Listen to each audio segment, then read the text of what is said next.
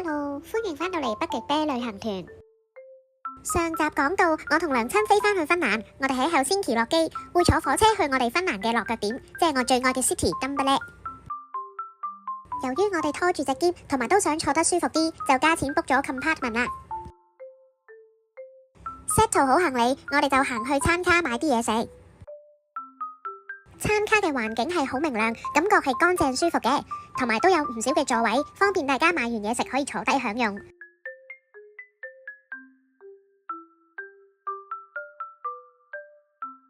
一場嚟到，我哋都買咗少少嘢食試下，但係因為有自己獨立嘅 compartment 坐，所以我哋就拎返位食，唔喺餐卡霸住啲位啦。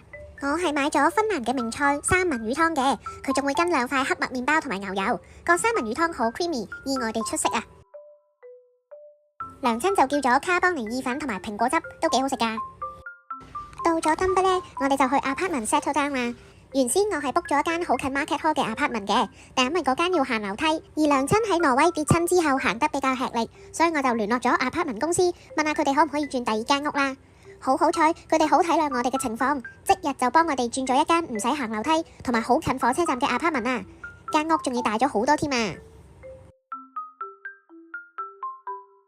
今日舟車勞頓，所以今晚好早就休息，為聽日嘅Helsinki一日遊做足準備啊！尋晚瞓得好好，今朝起身好精神啊！出門口第一件事係去apartment轉角嘅一間咖啡店飲杯早啡，醒一醒神。我係飲latte，芬蘭好多 coffee shop 都會喺你叫咖啡嘅時候送多粒朱古力俾你嘅，呢一間都唔例外啊！娘親就飲mocha，杯mocha有 cream， 仲有好濃嘅朱古力味，配埋陣陣咖啡香，好好飲啊！飲完咖啡出嚟，見到天色開始明朗，我哋都夠鐘坐火車啦。我哋今日係會去首都Helsinki一日遊啊！今日冇拎住行李，係輕便出發，所以我哋就坐返 regular 座位。呢度嘅座位都好闊落，其實如果唔係有大件嘅個人物品，我哋呢啲矮得得嘅人坐真係綽綽有餘啊！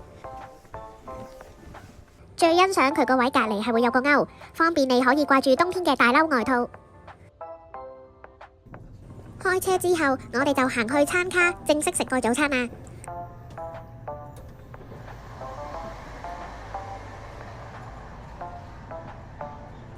途中見到呢個 play area， 方便家長帶住小朋友坐車嘅時候，都有個地方可以消耗佢哋嘅精力。我望咗一眼，入面係有好多圖書玩具，仲有個小型滑梯添。我哋今次係直接坐喺餐卡度食，可以一路睇住風景，慢慢嘆早餐。唔經唔覺就到咗目的地咯，落車即刻 feel 到Helsinki好明顯係大城市嘅感覺，連個月台都好明顯大過Tampere好多啊！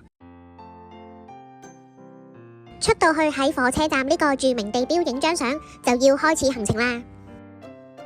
趁住有咁靚嘅陽光，第一站我哋會去Helsinki Cathedral 嘅。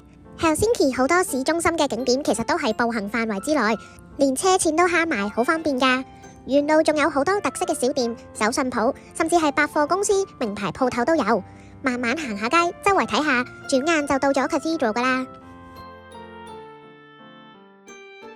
我哋就冇行入教堂入面參觀，淨係喺出邊影相。今日嘅天氣真係好好啊，影出嚟好似特別正咁啊！影完相，我哋都行返出碼頭嗰邊，沿住海邊行去下一個目的地。一路行，我哋都忍唔住不停講個天好靚，真係可以見到海天一色嘅景象啊！我哋而家就係去Vanha Kauppahalli食 lunch 啦。Vanha Kauppahalli 直譯就係 Old Market Hall， 佢係喺1889年建成，係Helsinki入面最古老嘅 market hall 嚟噶。入面主要都係賣食物嘅，又可以俾人即刻坐低食嘅餐廳 cafe， 或者賣肉類、海鮮、調味醬料等等嘅食材鋪頭。我想自己食一份啊。係啊，你啲 topping 實全部可以任揀噶。我哋首先係去食翻上次食過嘅焗薯，雖然已經係第2次食，但係放入口嗰一下仍然係覺得好驚喜。個薯蓉係超重嘅牛油香，同埋嗰個 creamy 嘅感覺，我真係未喺第2度再食得翻啊！仲有佢個碌肉啊，仍然係咁濃味咁好食。跟住我哋見到有間鋪頭有得買 real hot chocolate， 就買咗杯嚟睇下佢有幾 real 啦。佢係好濃嘅黑朱古力嚟嘅，個朱古力香係會充斥住你成個口腔，充分咁樣體會咗咩叫 real hot chocolate 啊！飲完佢真係會好飽噶，要唞一唞啊！我哋都周圍睇下啲鋪頭，其中一間手工果醬真係好吸引噶，不過個樽又太重，睇下試下味就算咯。行到一間賣海鮮嘅鋪頭，佢有唔同調味嘅鹽漬三文魚可以即刻食。身為北極啤，點可以唔食呢？佢係可以逐片 order， 方便大家試晒唔同嘅口味。只要同店員講要咩味，幾多塊就得噶啦。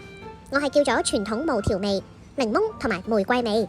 啲三文魚都幾厚身，食落係刺身嗰種油潤軟滑，但就實淨少少，同埋有啲鹹味，但又唔係煙三文魚嗰種喎。檸檬味係我最中意嘅，面頭嘅檸檬皮好帶出到三文魚嘅鮮味，仲有啲清新嘅檸檬香，令人會好想一塊接住一塊咁食。食完三文魚好滿足，要離開 Market Hall 啦。對出嘅 Market Square 呢度有時會有市集嘅，今次就俾我哋遇到啦。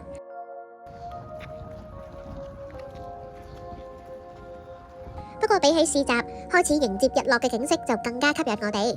呢一個景色亦都係其中一個令我咁享受芬蘭嘅原因。呢度冇好密集、非去不可嘅景點要你去追，反而喺日常有好多好美好嘅 moment， 會令你忍唔住停落嚟享受呢份 tranquility， 好好去細味當刻。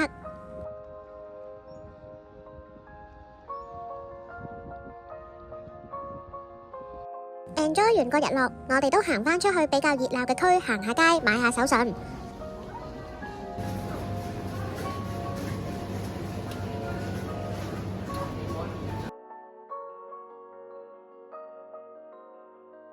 特別介紹一下 Moomin Shop 買手信呢係可以儲印仔嘅，只要你去夠2間分店就可以換佢嘅神秘禮物噶啦。